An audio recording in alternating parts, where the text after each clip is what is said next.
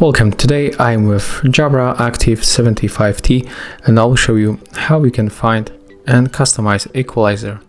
So at first you have to open the Jabra Sound Plus application. Of course you have to be connected with your earphones, and when you scroll down right here you'll find the music equalizer and the music modes. So take a look, when I'm going to pick one of them, the values right here is changing.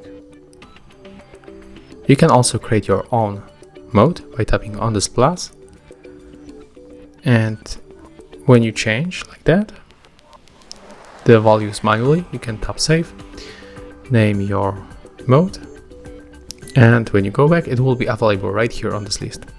If you want to reset this equalizer sound settings, just tap on this arrow. As you can see, everything was set up to the neutral mode.